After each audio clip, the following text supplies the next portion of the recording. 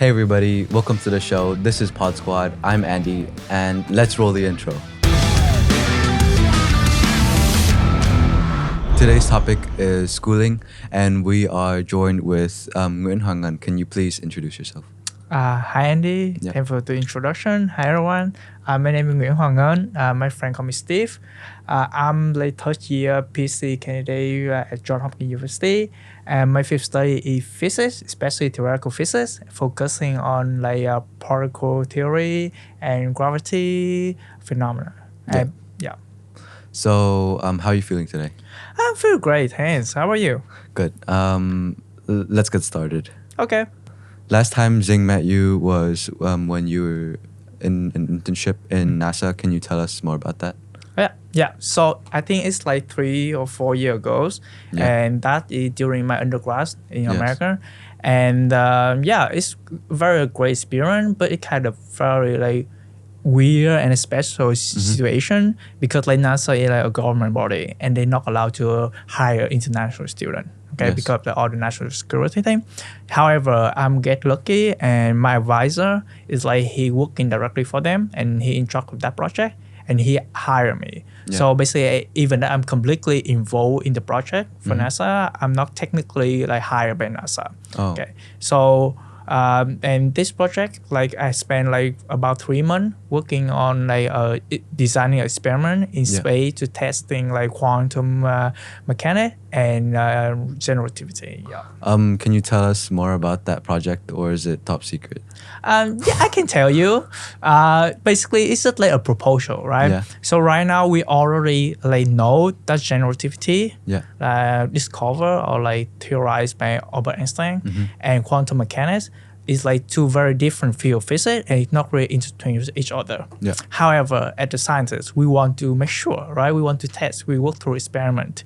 So we want to design experiment in space. Thanks to our current technology, we can already do a lot of things in space. Yes. And we use Earth as a gravitational body, and we try to test quantum mechanic effect under the influence of general relativity. And specifically, it's the quantum entanglement. Yeah.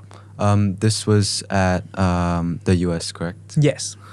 So how long have you studied in the US up until now? I studied undergrad in US for 4 years, and now this year I studied grad school. I started grad school 2 years ago, so around 6 years. Yeah.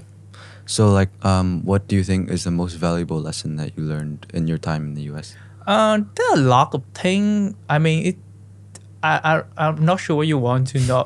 Think about lesson academic lesson or life lesson, but then there are a lot of things happen during my 6 year. Let's say about life, I learned to be very independent. Yes.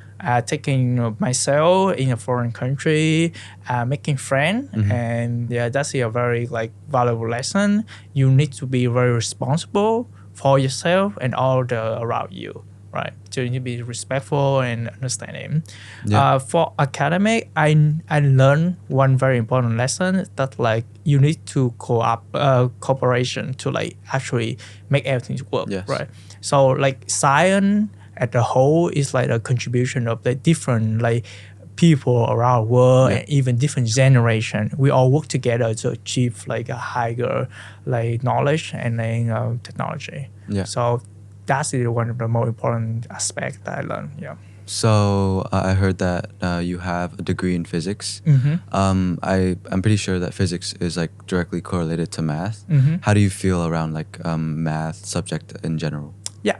So in Vietnam, I went to public school. I went to Lê Phong High School for the Gifted in Ho Chi Minh City, and I actually major in math.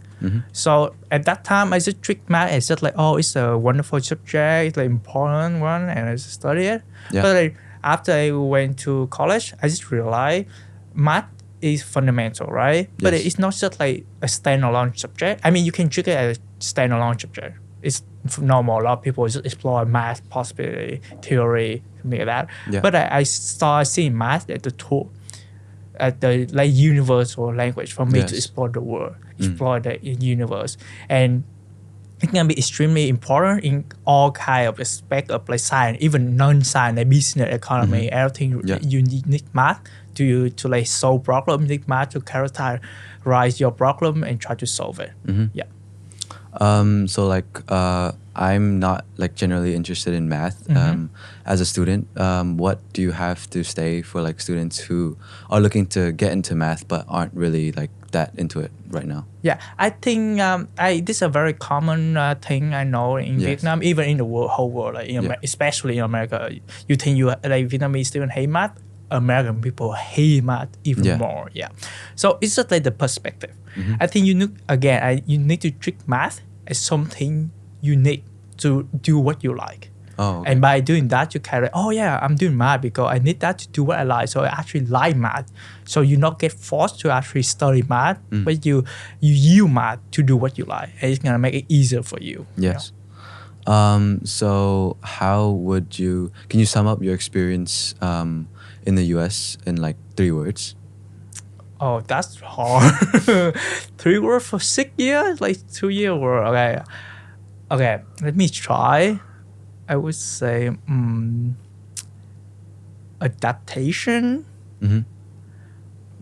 cooperation, yes,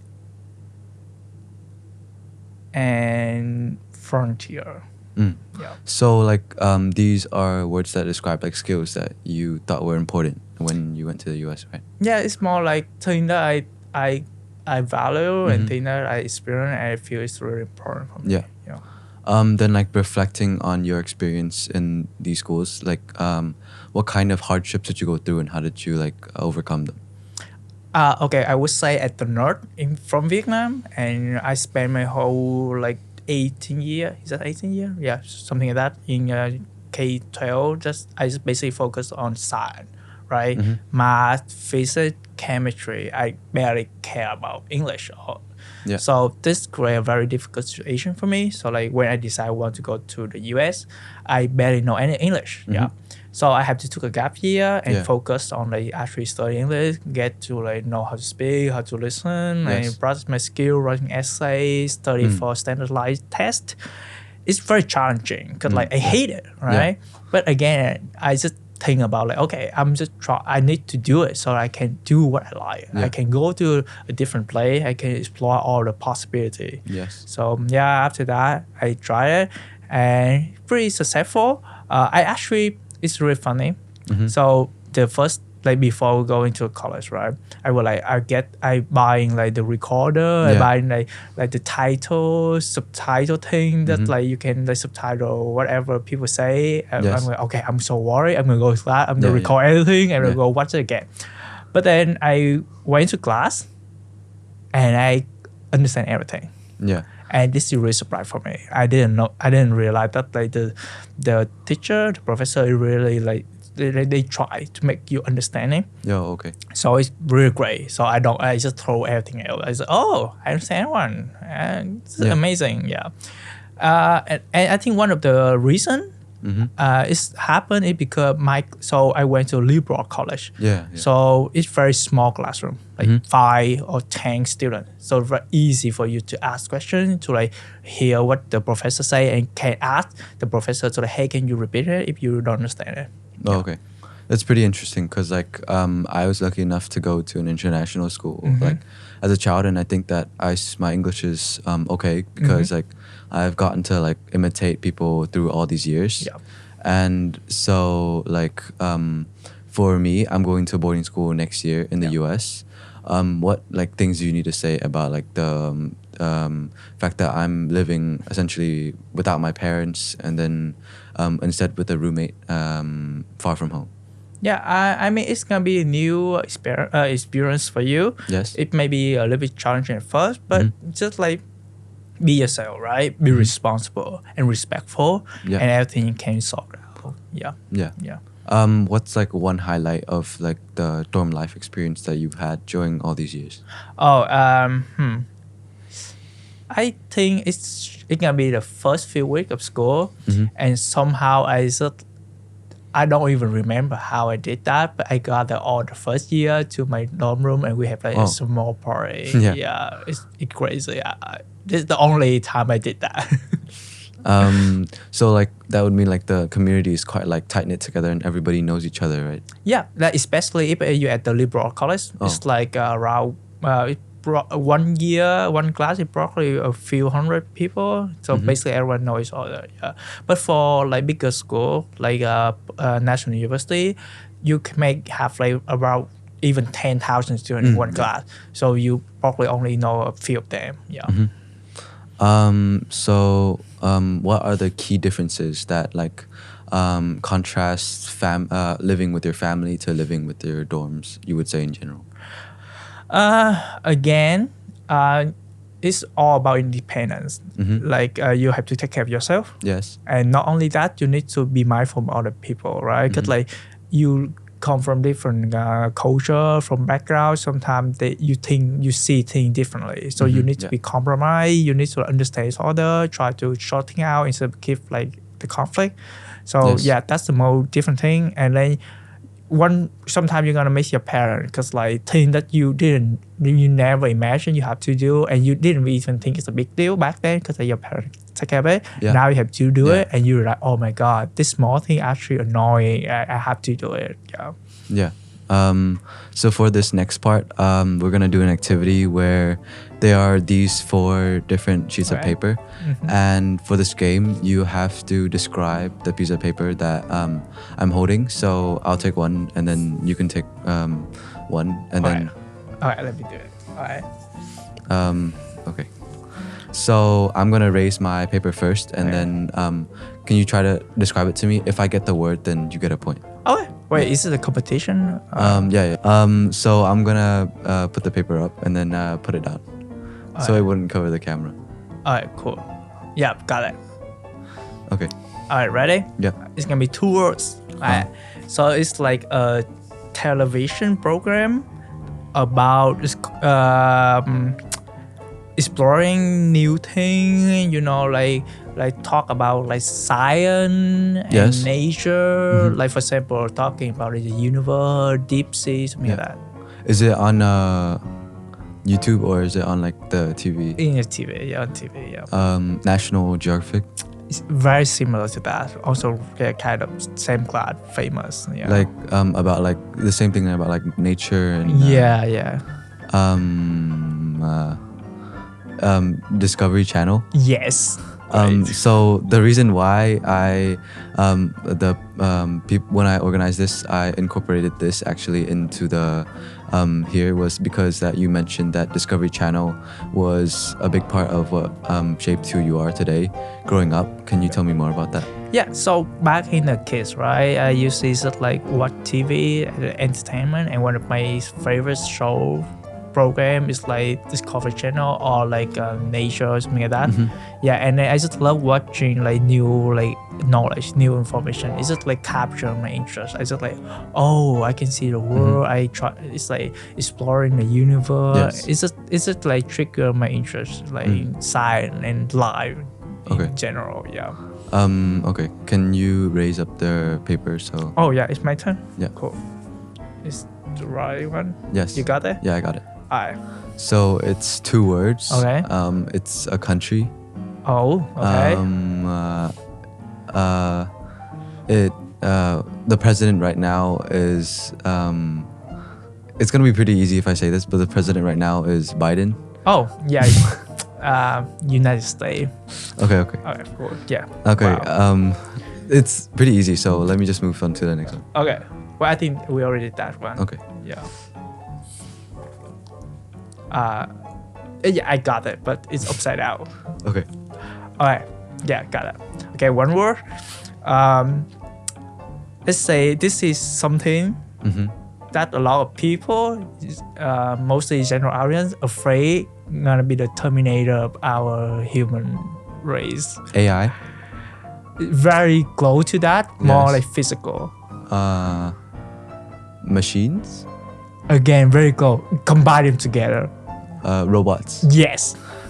So talking about robots, how was your project on making the chair for disabled people using parts that were like different and helping them more in their I don't know, day-to-day lives, moving from stairs to like difficult terrain?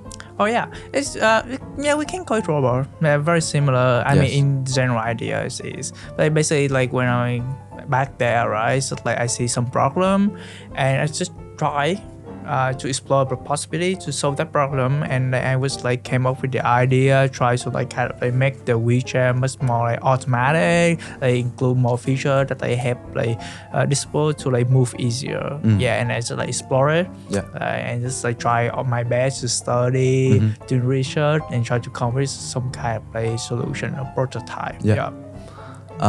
Okay, can you raise your last no. I think this is the new one. Okay, I got it. So it's an organization that I think is quite familiar to you. Okay. Can you guess what based on that? Familiar to me? I mean, the closest one that's familiar to me is CERN. Not quite, but I think it's pretty close. So what they going back like a few years.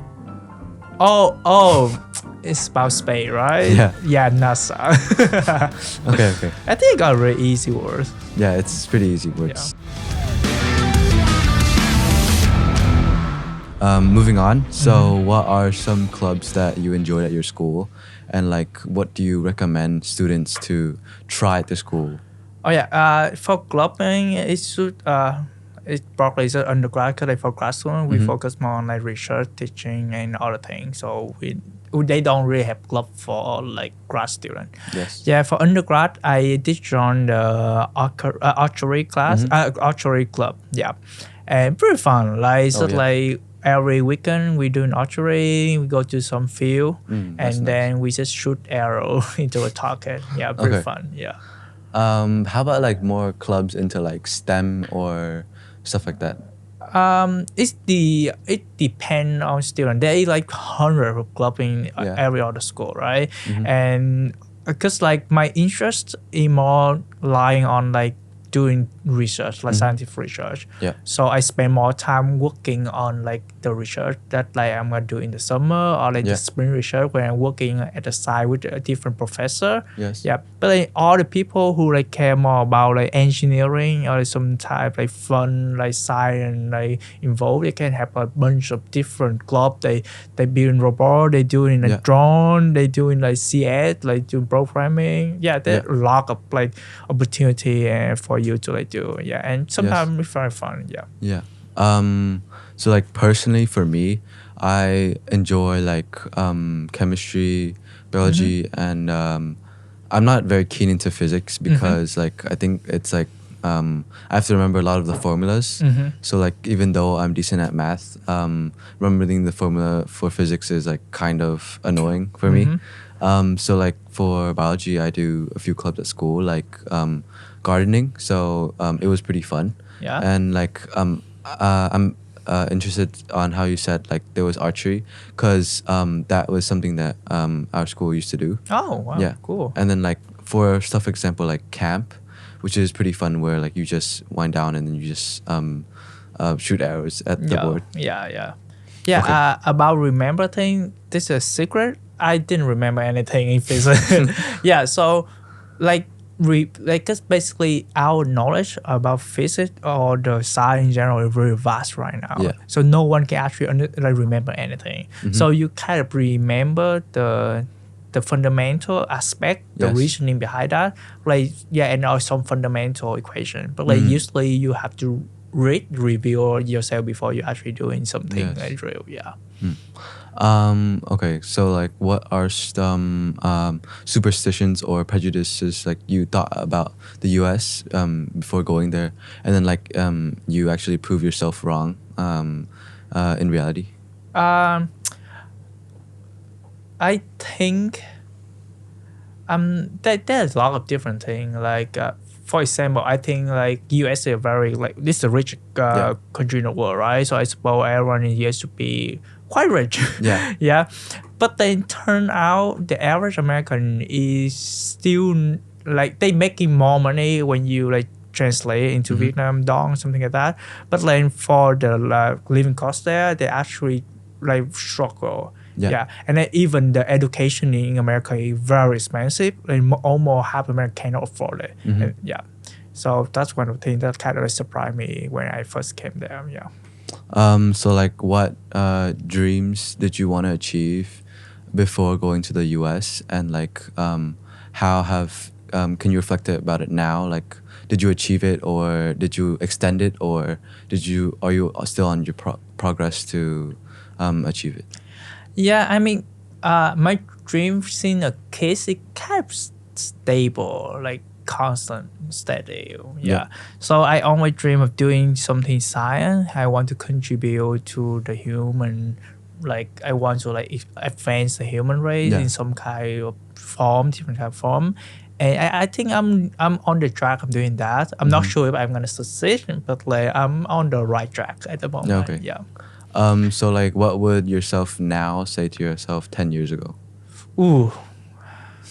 That's kind of a difficult question, to be honest. The first thing I would say, 10 years, well, how old I am? I was like, I'm 25, 15. Okay, study English. 100% focus more on English. Yeah, it's going to give me, I want to tell myself that like, yeah, it's going to give you more opportunity to explore things you like. Yes. You should like try harder and keep your dream up. Yeah. Yeah. What like characteristics do you think a student applying to, for example, who might have an internship at NASA should have? NASA, I mean, it's like almost true for all the type internship or type industry, right?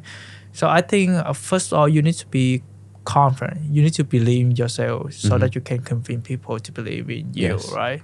And second, you need to be passionate. Yeah, you have to passion. You need to have a passion. You need to follow it. You need to be interested about what you're doing. Otherwise, it's not gonna be like, even like if you're good at something, right? But you're not really interested and you just do it because you have to do it. Yes. People can see it. People can feel it, and they don't want this type of like intern. Like they want something that they passionate about, and they want them to like explore more and go further after the internship. Yeah. So like a lot of people have given a lot of things to achieve their dreams.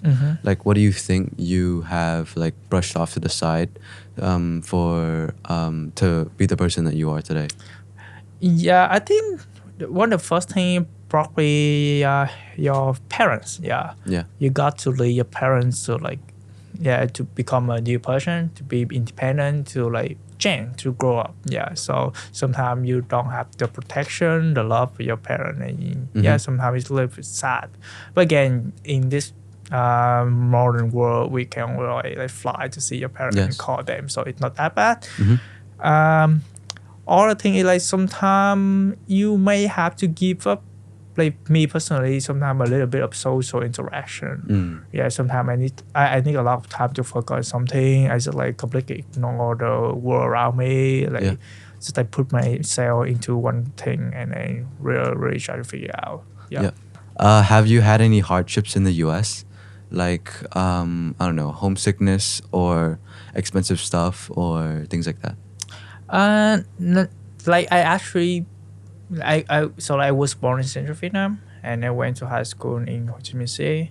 So I left my family very early, so I kept used to like living by myself. So it's not really a difficult thing in you stay. And also I love traveling, so I love travel to like different places. So I actually enjoy my time there. Difficulty, I think sometimes like even with like. Sometimes when you communicate with different people, right, they have different type of accent in America, and there's some accent is really hard for you to understand. So sometimes like you actually couldn't communicate with everyone. So that's one thing. And expensive, like it's kind of I'm in a very lucky situation. So I got a full ride scholarship, so I really don't have to think about money. So, but whenever I get out of school and try to go out to like some restaurant, it's like extremely expensive. Like do you ever miss food at home? Like 100%. Like I'm usually joking with my parents like, oh, the only reason I visit you is just go get food in Vietnam. And I usually get like £5 like every time I go went back to Vietnam. Yeah, because like next year, I'm also scared that there's gonna be a problem. I don't know if this food at my school is gonna be good, so like maybe I'm gonna miss my parents cooking. Yeah, even it's good, you're gonna miss Vietnamese food so much. Yeah. So like, how many states have you lived in, and how have they been different? I have been travel around a lot of states. I couldn't even count it. But like living, basically, my undergrad in California, so it's one. I stay a lot of time in Texas, and my best friend was there, so I stayed there for like winter and summer. Yeah. And then my grad school, Johns Hopkins in Maryland. So living probably 3 states. Yeah. So like, what do you have to say? What tips or tricks, or what do you have to say for Vietnamese students who might come to the US or who might go into internships in the US and stuff like that? Yeah. I mean, first of all, just you have to try, right? There's nothing wrong with try and fail. And failure is not. It's just one failure. It doesn't mean you're a failure. Yes. It's just like, oh, you missed the opportunity, but you try. So you know, and you kind of like adjust yourself, improve yourself for the next thing, right? So first of all, you need to try. Second of all, you need to be confident. You need, again, I think I repeat a lot of times, but you need to believe in yourself so that you can convince other people to believe in you. Yeah. And follow your passion. Yeah, I think that's just the main keys to get there. Yeah. And never like fail to like cooperate with people, collaborate, try to like understand all the people perspective to help develop your perspective. So what advice would you give for a person who might go to an internship at NASA? Just enjoy your time there, to be honest. Like, just don't worry a lot. Just do what you do. Like, try ask questions, try to make connection. Networking is very important, even inside, right? You know people, they can help you introduce to other people. You can collaborate later. So every time you have opportunity to talk to someone new, try to get in touch with them and talk about science, about your life, and then later you may have a chance to work with them or like make a recommendation from them. So we've arrived to our second activity, which is the lightning round. Okay. So for this, it's gonna be quick short questions, and you're gonna give me some short answers as well. I'm gonna do really bad on this one. Like I don't know, but some of these questions are pretty obvious. So just give me like quirky answers, like different answers that you think is personally to you. Okay, I'm gonna try my best. What's your favorite sci-fi movie and why? Interstellar, because it's cool. They have black hole, good visualization, and a lot of good like accurate scientific fact. That's pretty interesting because like I also watched Interstellar with like my dad and my brother, and we enjoyed it quite a bit. So what's like one thing you can't go to the US without? I would say it's bad answer. My passport, of course, but like, good answer, I think, would be my phone. Basically, as a tourist, I can work everywhere from like any space or whatever, and the only thing I need is some kind of computer that can help me read paper, type things, and the phone is the more convenient one. Samsung or Apple? Apple. Okay. What book do you read, and do you recommend other kids and students to read? So I kind of I'm a different kind of nerd, so I didn't read a lot of like fiction book. I like documentary and then non-fiction, like scientific one. So one of my favorite one is like the Albert Einstein bio, and this is amazing because like this show you that like even one of the great characters in the human history, like Einstein, sometimes he confused, he have some flaws, so it means everyone can be great. Light mode or dark mode on your phone? Dark. What are some of your hobbies? I play basketball and tennis. Who's your idol? Albert Einstein. What's your dream job? It can be a research professor. What do you want to achieve before you die? It's at least have something in my name, some kind of like equation, some discover, something like that. Yeah. What do you hope Vietnam achieves in the scientific community by 2050? Yeah, that's one I actually want Vietnam to focus more on fundamental physics. Not like physics, like science in general. Yeah. So thank you for coming today to today's episode. Before going, what's one thing that you would like to share to everybody here? I don't know, like keep doing what you have been doing. Yeah. Don't give up. And there's the opportunity like all around you. You need to take one. If it fails, take another one. Yeah. Thank you. Yeah.